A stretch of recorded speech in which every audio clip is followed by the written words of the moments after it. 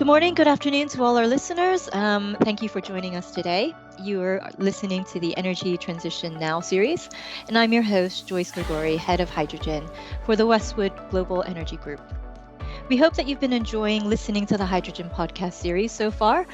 We've been talking about funding hydrogen technology, hydrogen's potential role in the gas grid, as well as some of the challenges that we're seeing around scaling up electrolyzer technology. Today is the last of the series, and we're going to be talking about enabling the global hydrogen economy. But before I start, I'd like to kick off by introducing my lovely co-host, Jun Sasamura. He's a senior analyst on Westwood's hydrogen team. Please say hello. Hello, everyone. So today, Jun and I will be joined by David Burns, who's VP of Clean Energy at Linde. David's been with the company since 2005 and has been heavily involved in developing its hydrogen business. So today we have the pleasure of drawing on his wealth of experience and knowledge in this space. David, it's great to have you here today. Thanks very much for the opportunity to join you today. Thanks, Joyce. So firstly, I'd like to start off by asking you to give a little bit of background on Linde, because there will be some of our listeners who might be a little bit less familiar with the company and the work that it's doing in the hydrogen space. Sure. You mentioned I joined Linde in 2005. Actually, I joined Praxair in 2005, and then Linde and Praxair merged in 2019. So that was kind of the evolution of the largest industrial gas company in the world at that point was 2019 with the merger of Linde and Praxair. Praxair, US-based, and Linde was a German-based company. So they came together, formed the world's largest industrial gas company. Industrial gases, from our perspective, that's oxygen, nitrogen, argon, and other kind of specialty gases associated with the atmosphere, recovering those gases from the atmosphere, and also process gases, which is hydrogen and CO2. Obviously, that's very topical today, hydrogen and CO2, but that's kind of a business we've been involved in hydrogen for decades, years plus, developed into a $3 billion business today for us around hydrogen. Also, we have a large CO2 business, a CO2 business for recovering CO2, purifying it, and then supplying that to the merchant market.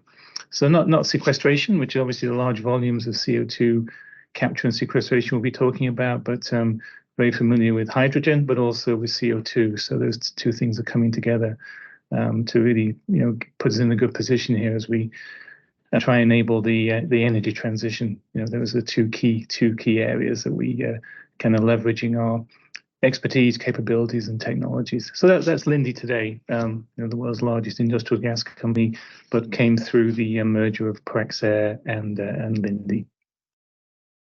I see. Thanks for the clarification. So you've been working specifically in hydrogen since 2005. Is that correct? Yeah, that's correct. So of course, back in those days, it was all around conventional or grey hydrogen. That was we weren't really thinking of clean hydrogen at that point. Obviously, a lot of grey hydrogen or conventional hydrogen was used in the production of clean fuels, low sulfur diesel in particular, as well as the feedstock in chemicals. But a lot of the growth, from the early 2000 onwards, was really meeting these low sulfur fuel standards and producing hydrogen to meet that. And that's how we built out, a very large network, certainly on the US Gulf Coast, to supply the refineries there. And then more recently, with this focus on the energy transition, and the role that hydrogen can play in that, we're really looking to leverage that capability and infrastructure to really lean into now producing clean hydrogen in all its forms. We probably heard a lot about the colors, the greens and the blues, etc. But we tend to focus on what is the carbon intensity, focus on that, and talk about clean hydrogen from that perspective.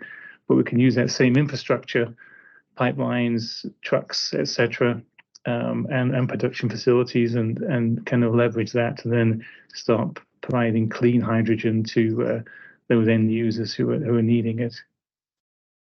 So how has that transition actually happened then? Like, how are you focusing much more, or leveraging your infrastructure to go from gray to blue or green? What's been happening over the last year or so? Yeah, so we've been looking at, we have a large production base of grey hydrogen, and we're looking at some opportunities to convert that to blue by capturing the CO2 and sequestering it. At the same time, we're also looking at building new facilities to produce blue hydrogen, where it makes sense, and connecting that into our network. From our perspective, when looking at clean hydrogen, we see that with blue hydrogen, that can be done at scale today. That's the technologies and the capabilities of producing blue hydrogen at scale at a cost which is not too different than that of grey. I mean, there's a small premium, but we can make blue hydrogen and its derivatives at fairly competitive cost to grey. And certainly, if you're looking in the US, you can produce blue hydrogen cheaper in the US today than you can produce grey hydrogen in Europe, just given the cost differential in underlying natural gas. So we've been looking at blue hydrogen at scale being really a stepping stone into clean energy and maybe green hydrogen in the future. The challenge with green hydrogen, produced with electrolysis, is, for all intents and purposes, green hydrogen electrolysis is kind of a nascent industry. That technology is not there at scale today. We're working to develop projects and gradually build up scaling electrolysis there. But a key part of the cost stack there, of course, is renewable energy as well, renewable power. So we can do our best to drive the cost of electrolysis down, but the underlying cost factor, renewable energy, still has been creeping up. So we're looking at blue hydrogen, do that at scale today, leverage the infrastructure we've developed around grey, and then step into green hydrogen and renewable power-based production of hydrogen in the future. So it's a two-pronged approach, but we can do blue hydrogen at scale today. That's the difference. Put it in context. You're looking at one of the world-scale hydrogen plants we're developing, clean hydrogen plants, blue hydrogen plants. The equivalent scale in electrolysis may be 1 or 2 gigawatts. And there's really not the manufacturing capacity on the electrolysis side to do that today.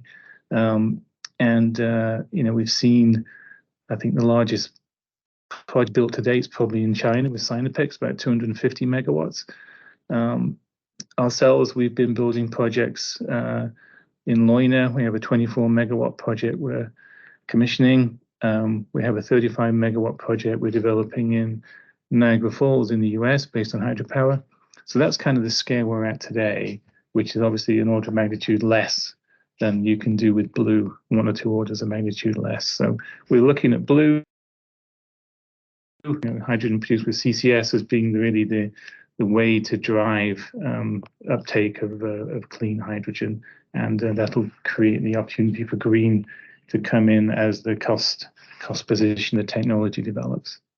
Interesting. So one of the things I wanted to kind of start to bring out here was starting to focus on specifically the main projects that Linde are focused on now, and you were talking about how perhaps now, given the ability to leverage obviously the current capability, current infrastructure, it seems to tend to be more blue focus. So I mean, I'm leaning towards the larger projects that we are aware of at the moment, say in the Gulf of Mexico with OCI, that big blue ammonia project, partnerships with Saudi Aramco to develop ammonia cracking technology. So would you be able to perhaps run through in some more detail around some of the key projects, especially in the blue hydrogen space? Yeah, and obviously, you're talking about OCI. It's a great example of kind of the scale, the projects to scale we can develop today. And that's, OCI is looking to develop about a 3,100 ton a day clean ammonia project on the US Gulf Coast near Beaumont. We're building new ATR capacity, autothermal reforming capacity, to produce the blue hydrogen that they need to produce that ammonia. We're also supplying the nitrogen as well that's needed. So we'll be providing that. They'll be then building the loop and producing ammonia.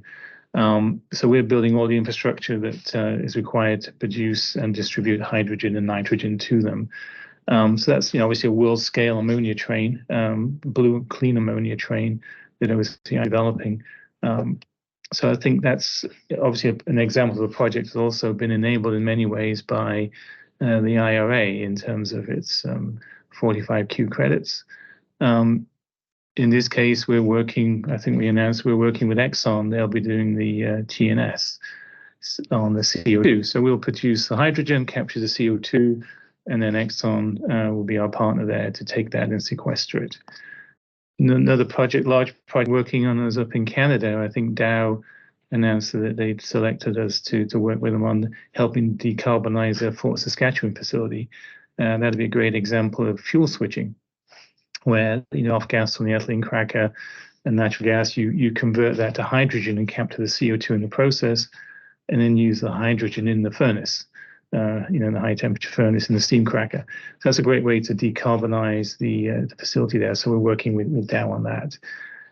In Middle East, in Saudi, we have a partnership, a global partnership with SLB, former Schlumberger, to help us provide a kind of end-to-end CCS capability. So we're working in that case with SLB and Aramco in a JV to develop CCS, or carbon capture storage for the kingdom there, in which we'll be capturing in the first phase 9 million tons a year of CO2 from a number of industrial sources, including some hydrogen and ammonia. We're looking out to, by the end of the phase 3, if it goes all the way through the end of the third phase, there's something like 54 million tons a year of CO2 will be captured. So in that case, it's not all CO2 associated with hydrogen by any means. It's from other industrial sources. And again, it'll be make a significant contribution to helping decarbonize the economy there in Saudi. So again, that's a nice project where ourselves and SLB and Aramco coming together to develop a carbon capture project. That's one thing we're finding in clean energy in general, by the way, is this, where in the past we'd have tend to do projects by ourselves. Now we're looking at partnerships and bringing in different partners with different capabilities, and that's also, one of the things we're noticing as we go forward here with clean energy is this kind of coming together of different partners with their different skills to really make projects happen. So those are kind of some of the large projects we're looking at, carbon capture and blue hydrogen related. A lot of other projects in the pipeline. I think we have something like a little over 200 projects that we have in our pipeline. We expect that to translate into about $10 billion of capital expended over the next 10 years or so. Over the next 2 to 3 years. When you look at the probability weighting all those projects, it comes to about 10 billion. So that's kind of the pipeline we have right now. But we're also expecting over the next 10 years or so that we'll probably be looking at projects in the $50 billion range that we'll be kind of participating in. So that's kind of the scale of the opportunity for us we see here in clean energy. So that's obviously a lot of large blue projects. Right now, there's some smaller green projects we're developing. I mentioned the 35 megawatt project up in Niagara Falls, 24 megawatts in Linde in Germany there. So that's kind of the scale we're at there. At the same time, we're working on some other projects to try and help drive demand as well. We're working with Daimler in Europe to look at liquid fueling of trucks, heavy trucks. Last year, we announced, I think it's 14 trains in Bremerverde in northern Germany, where we'll be supplying hydrogen-powered trains. And there's even a ferry in Norway, which will be using hydrogen. So we're kind of helping drive the demand side as well, which I think, to be honest, is one of the gaps right now, is not so much the production side, it's the demand side, which is needing some little push and needs some help as well. So you mentioned those, I guess, in the context of green hydrogen, slightly more mobility focused. And I know with the recent announcements of the 7 hydrogen hubs in the US that Linde is involved in the California hydrogen hub, which also seems to be more mobility focused. Is that so? Are there different strategies for, say, tackling the green hydrogen market for Linde? It seems to be quite different when you're comparing blue versus green there. Yeah, I mean, certainly I think with green hydrogen, particularly in Europe, there's a focus on using green hydrogen, for want of a better word, in the mobility sector, and certainly under two, et cetera, the need to find sources of green hydrogen to support the build out of particularly mobility. particularly in the heavy truck area, right? Whereas in the US, it seems to be more of a focus right now on blue at large scale. But then, as you said, with the hubs, there are some in those different hubs which have been announced. There are some green hydrogen production as well, and so we're looking at being able to support that market as well. As you mentioned, we're in the Arches hub. We have a production facility right now in Ontario, California, where we produce some green hydrogen. We're looking to produce more there as well, and that'll help obviously with the build out in the California market. When we look at Europe and Germany in particular, we've been I think we have over 200 fueling stations have been built. Well, we as Linde, through our affiliate Hydrogen Fuel Tech, Linde Hydrogen Fuel Tech, we design and build fueling stations. We've built something like 200 fueling stations around the world right now, which will help fuel vehicles. In Germany itself, we're over 100 fueling stations there, been installed as part of the venture with H2 Mobility. It's a venture of a number of companies, including ourselves, to build out fueling stations. The idea was that I think we wanted the chicken and egg problem. What comes first, the fueling stations or the vehicles? So there's a number of companies, ourselves and Daimler and Shell, etc., came together and decided to build out fueling stations to pull through the vehicles. So we've built over 100 stations now. Must admit there aren't that many vehicles, but I think we're looking at, obviously at that time it was more focused on cars, but I think the future is heavy trucks and heavy vehicles. So we're hoping to see that grow. I imagine, the new initiative for that 10th network to develop that refueling infrastructure network in Europe is helping also enable that even further. Yeah, and I think the key thing right now is to get trucks on the road, right? That is the key Exactly. thing in Europe. That's ultimately the demand point is the trucks, and so I think we're poised to start seeing trucks, arrive in greater numbers. Obviously, I think there's 50 Hyundai trucks in Switzerland right now. We're part of a venture called Hydrospider, which is supplying hydrogen to those vehicles, but that's kind of the largest scale at the moment. I think there's been other announcements around different initiatives to put trucks on the road. That's the key thing right now in the mobility sector. We've touched on a number of markets and how perhaps the strategies may be different across these geographies. What I'm curious about is kind of your understanding of how perhaps there are different trends across these markets. So say, starting to, dive deeper into comparing the US to Europe to even the Middle East, as Linde does have positions in all of these markets. So, maybe starting with, we mentioned the IRA earlier, but if you could expand on kind of the impact of that, and especially with so much money injected with recent hydrogen hubs, as I mentioned earlier, and how you see the market in the US trending. Yeah, I think of the IRA and the hubs as part of the BIL. A lot of stimulus there, a lot of focus on production. You see opportunities in fuel switching, and we also see mobility kind of building. But right now, a lot of focus on developing export projects, particularly around ammonia, produce clean ammonia for export. So that's a lot of the focus in the US right now, and there's really a lot of momentum behind that. As you look in Europe, I think what we're waiting for there is, some again mobility, but also particularly a focus on steel and cleaning up the steel industry in terms of their CO2 emissions, their intensity per ton of steel produced. The focus there seems to be a lot around DRI, direct reduction of iron, as kind of the path forward there. I mean, it's obviously a global initiative, not just Europe, but a lot of folks in Europe about DRI. So really, we're waiting for the industry we'll have to make large investments to be able to convert to that kind of steel making process, which will then pull hydrogen through. So, a little bit of waiting for the investment to be made to really pull through a lot of hydrogen. Obviously, in Europe also, we see fuel switching. We also see some power projects being developed.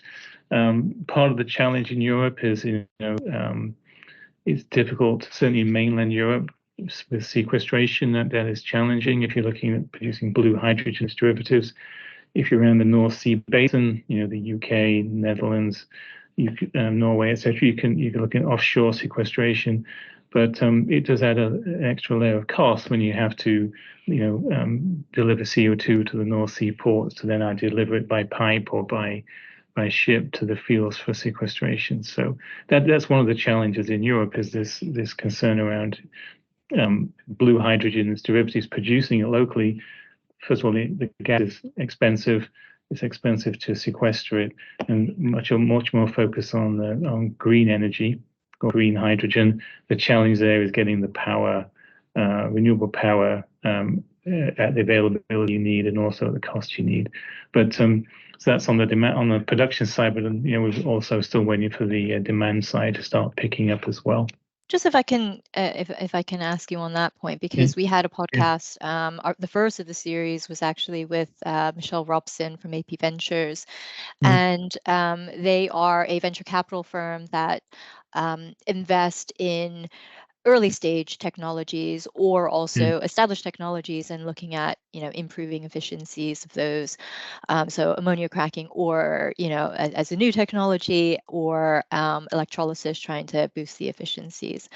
And one of the comments that she made was around if she looked across the entire value chain, which they do invest in, that actually it's the midstream that she feels is the area that requires probably the most concentration, I guess, if you want to say that, in terms of investment now.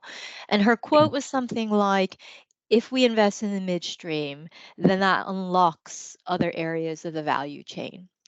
And I was wondering if you agree with that or not, because it seems as though Linde are again working across the entire value chain. You're not only building the infrastructure, but you're working on the demand side, and you're talking about some of the challenges in terms of sequestration, which is, I guess, production side, power, renewables. That's also on the production side.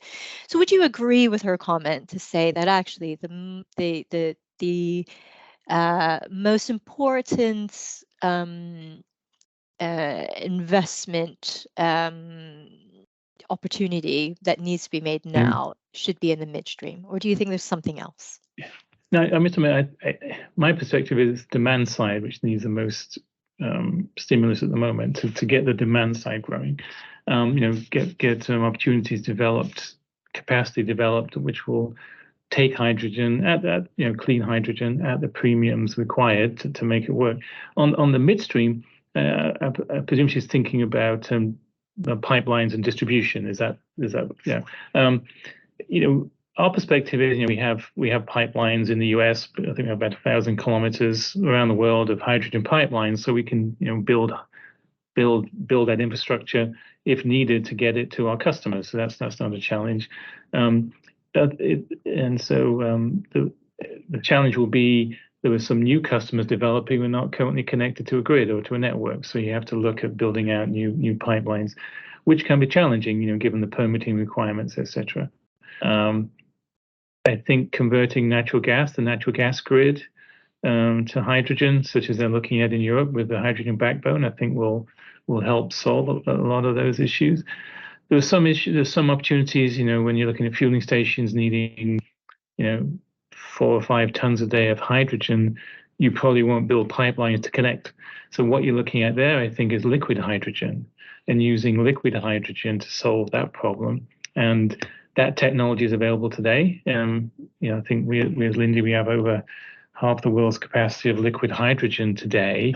We use that to distribute hydrogen to customers who are needing more than tube trailer amounts, which is what, half a ton to a ton a day on a truck. If you're looking at liquid, you can put 4 to 5 tons on a truck, and you can use that to kind of really optimize the supply chain and start helping on the mobility side, those kind of applications develop. On the larger scale, like mills, etc., the quantities they're requiring, it makes a lot of sense to build the pipelines, needed to get that kind of quantity. Either build new pipelines, or you repurpose existing pipelines. So I think as the demand grows, the midstream will fill in to meet that. And so I don't think it's midstream holding it up. It's the demand holding it up, and then the midstream and the infrastructure will follow. The great thing is there's a lot of, given the business we have today around gray hydrogen, we have a lot of infrastructure and capability we can leverage today to provide clean hydrogen as well. So not to completely disagree, but I think the issue is more on the demand side and making sure that gets moving, and then the infrastructure and the midstream will kind of follow. Okay, and then on the demand side, you mentioned that the U.S. is focusing on exporting ammonia. Yes. Is that exporting? They're focusing on the European market, I assume. Yeah, I mean, I think obviously the European market coming to Northern Europe, Germany, Netherlands, etc., Rotterdam, etc. That's one focus for certainly the Gulf Coast projects. I think obviously in Asia, Japan, Korea, they're also looking at particularly ammonia as a solution to decarbonizing their power sector. Co-firing with ammonia or using ammonia directly. And so we'll see some ammonia going across the Pacific into Asia. I think we'll see a lot of clean energy coming out of Australia as well, coming into Korea and Australia, into Korea and Japan. In that case, thinking further out, it may not be ammonia, it may be liquid hydrogen. And I think, we're looking at developing that capability of being able to export, develop export quantities of capabilities. The hundreds and 400 or 500 tons a day kind of capacity, and not the 30 to 50 tons a day that we see today for liquid hydrogen. So I think liquid hydrogen may be a decade away, but right now ammonia is the vector for moving clean energy. Why do you think the U.S. is focusing on the export markets first, rather than decarbonizing their own domestic market? I think there's two things. We were looking at projects in the US, which are also like fuel switching projects in particular, like mobility, which will decarbonize the US economy, help decarbonize. We're looking at projects, steel projects, which will also help decarbonize the steel sector. But I think when you look at the US and we're looking at export, and usually you need large quantities, large scale to make export markets work. You have the combination of abundant low-cost natural gas, sequestration opportunities close by, and the capability of market and construction market that's able to build large-scale billion-dollar-plus projects. That all comes together to make, and with the infrastructure in place for export, the ports, the storage systems, etc., all that's in place to make it a great export. Kind of on the Gulf Coast is going to be a great export opportunity. Going to develop there. So it's not much focused on ammonia. It's a combination of all these factors that make producing product for export out of the U.S. Gulf Coast to be very attractive. You just look at cost of gas in Europe versus the gas on the Gulf Coast, and you can look at making blue hydrogen today, blue ammonia on the Gulf Coast at a lower cost, and you can produce gray ammonia in Europe.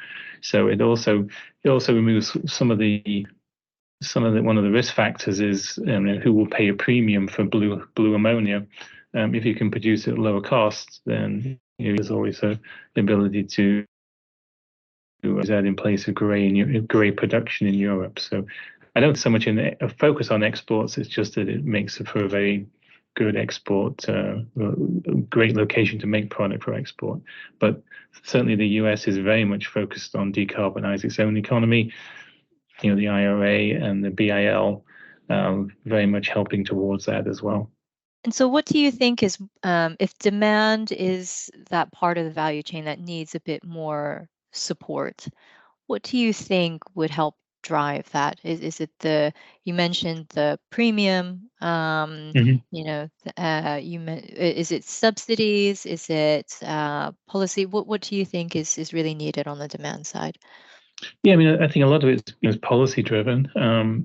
certainly in Europe, when you look at the combination of the ETS and the CBAM, that's going to create the kind of right environment for seeing demand for decarbonization and clean hydrogen in Europe.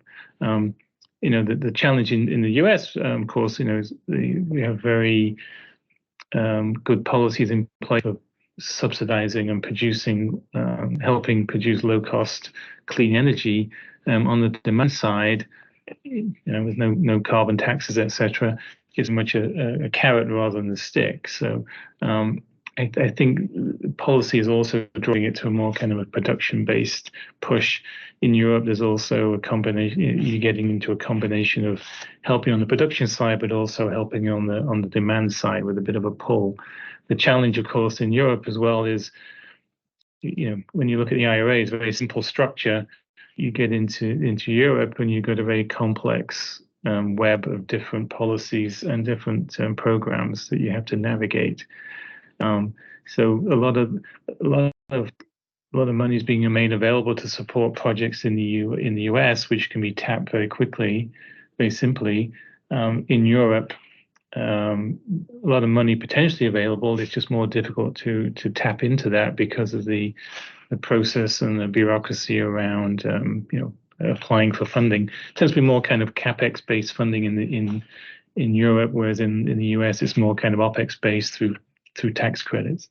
I think we're waiting for the final IRS rulings on around the production tax credit side, but I think it's very well understood. It's a bit more challenging in Europe.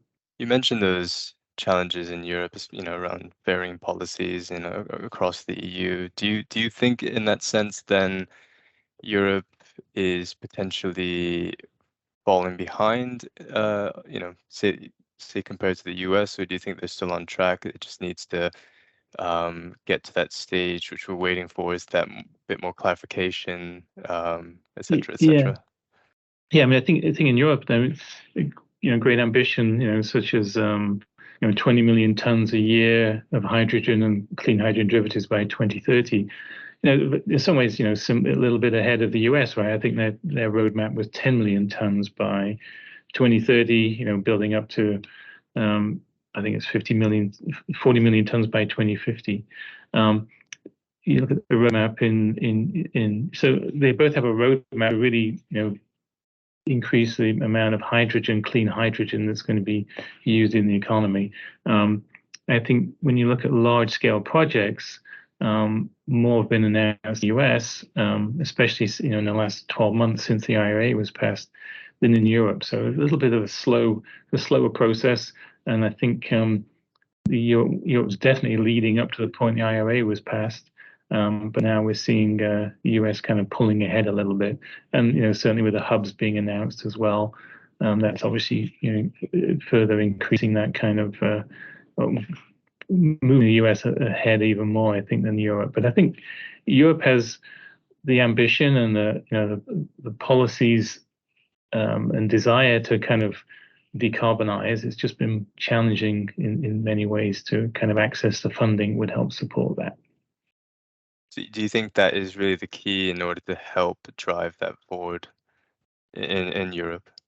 Yeah, and I think as we see, the ETS and the CBAM, as that comes through, I think that's going to help drive a lot of kind of uptake and new applications requiring clean hydrogen as we move forward here. So I think those have been set in motion now, and we'll start to see the impact over the next few years. It's just with the simplicity of the production of the tax credit under IRA, it's helped projects get moving more quickly, should we say, in the US. So I think the momentum is there in Europe. It's just been a bit slower to see develop. We talked a little bit about the funding being a key component, but we're also going back to your previous point around partnerships, and obviously this is something that you're seeing here. Partnerships has been, I'd say, more of an emerging trend that we're seeing in the projects, right? Because you can't fill all the gaps yourself, and by developing that partnership, you're obviously diversifying the risks a little bit, and that's Yeah. what's really helping some of these larger scale projects kind of get off the ground. Would you agree with that? That partnerships is also pretty key. Definitely, yeah. I think we view partnerships as definitely being key. You know, it's while we address the full value chain, there's certain parts of the value chain that are new. Certainly on the demand side around fueling of trucks and things like that. That's a developing area. We haven't really seen that in the past. DRI in the steel industry. We're very from the steel industry, supply a lot of oxygen argon to steel makers. So we're very we have strong relationships with a lot of steel companies. We understand challenges they're faced with as they look to decarbonize, and so we can work with them in partnership to help. But again, it's bringing to collective knowledge from different partners coming together to really help kind of drive a transition, help the decarbonization, and I think it makes it a lot faster if you choose the right partner who've got the right technology, who can help fill those kind of gaps that are developing. So no, I think partnerships are going to be key going forward, and they are today. I mean, when you look at some of the projects we're working on, partnerships have been key to that, whether it's working with Daimler on liquid fueling of trucks, or whether it's working with SLB and Aramco on the CCS project in Saudi. It's very, very key to our whole kind of focusing clean energy going forward. Okay, well, thank you very much, David. I think what if we kind of sum up that, there's still a lot of challenges on the supply side, right? Looking at power requirements, looking at sequestration. Linde is focusing all across the value chain, from that production side, providing the infrastructure, helping with demand. And really, it's the demand side that you're saying needs that extra stimulus now. Yep. Yeah, exactly. Yeah, I mean, we when we look at it, we look across the whole value chain. We don't see production of clean hydrogen as being the issue. Clean hydrogen and its derivatives, we can do that at scale today. When we're looking at when we look at blue hydrogen, blue ammonia, we can do that at scale today. The technologies, the capabilities are in place. When we look at producing hydrogen through electrolysis and renewable energy, we need the manufacturing capacity to build up for electrolyzers. We need the cost to come down, which it will as scale builds. But when you look at 75% of the cost being based on renewable power, we need to start seeing the cost for renewable power to come down. And also, when you look at a project, so you don't end up putting in either more power capacity or more electrolyzer capacity than you really need, just to be able to capture the kind of peaks and troughs of renewable power production. Some more kind of help from a policy side around how you can get high availability rates, help drive the cost down from a capex point of view, and help drive the overall cost of the hydrogen produced down as well. So I think there is a case to be made that a bit more flexibility around how renewable power is considered and how it can be used. So whether it's temporal correlation, availability, additionality, etc. Those are some of the things which also can be a bit challenging when you look at putting a green or clean hydrogen project together. And so that's something we hadn't really addressed before. That's maybe where there can be some help as well. Okay. All right. Well, I think there's still a lot of work to be done in this hydrogen industry, particularly as we see some of the challenges in offshore wind and some of the auctions and the the rising cost of inflation and the cost of those projects. So we're hoping that some of the challenges that we're seeing there aren't going to be too much of a hindrance for the takeoff of the green hydrogen industry. Well, thank you very much, David. I've really enjoyed the conversation. We're nearly out of time here, but I think I speak on behalf of all of our listeners that we really value your insights. So thank you for the opportunity to talk to you today. And I think hopefully got the message across. Linde is focused on decarbonising our own operations, but also helping customers decarbonise as well. And we're bringing to bear our capabilities around producing hydrogen. Decades of production of hydrogen safely and reliably, being able to bring that to bear when it comes to working with new customers, new partners who've not been in the hydrogen space, not needed hydrogen before, but will need it going forward. So we think that in that way we can help with the transition, the energy transition here, and help ourselves with a lot of growth opportunities, but also help our customers and society as a whole reach their decarbonisation goals. Excellent. All right. Well, thank you very much for your time, and I hope all of our listeners have enjoyed hearing some of your insights. And this closes the end of our hydrogen podcast series. We hope that you've enjoyed, and please make sure you subscribe, and we will see you next time. Thank you very much.